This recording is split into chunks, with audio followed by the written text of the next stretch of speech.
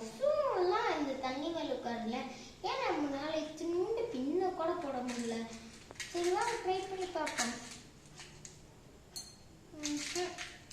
இதுவும் இருக்கலாம்,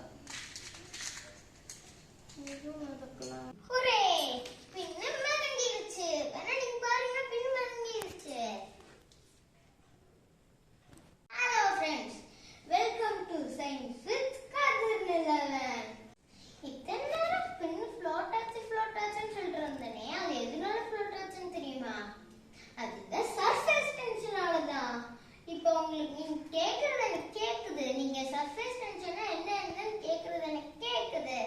water molecule தான் இது எல்லாத்துக்கும் பேரும். இந்த வாட்டர் மாலிகுலுக்கு ஒரு வாட்டர் மாலிகுலுக்கு 4 ஃப்ரெண்ட்ஸ் இருப்பாங்க.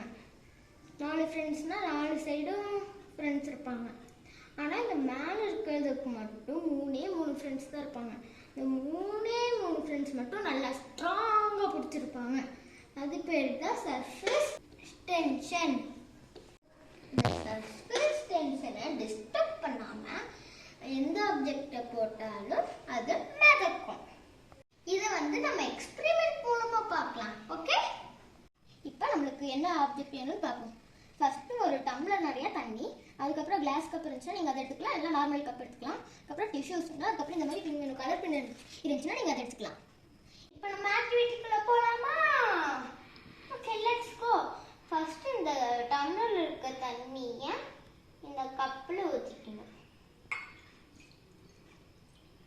ஊற்றிட்டு டிஷ்யூ எடுத்து வச்சுருந்தோம்ல, கட் பண்ணிக்கோங்க குட்டி குட்டியாக. டிஷ்யூ எடுத்து வச்சுட்டு ஒரு பின்ன டக்குன்னு எடுத்துக்கிட்டு போட்டு உள்ள டக்குன்னு போட்டுடணும். அதுக்கப்புறம் இந்த மாதிரி ஒரு குச்சி வேணும். நீங்கள் டூத் பிக் இருந்துச்சுன்னா நீங்கள் எடுத்துக்கலாம்.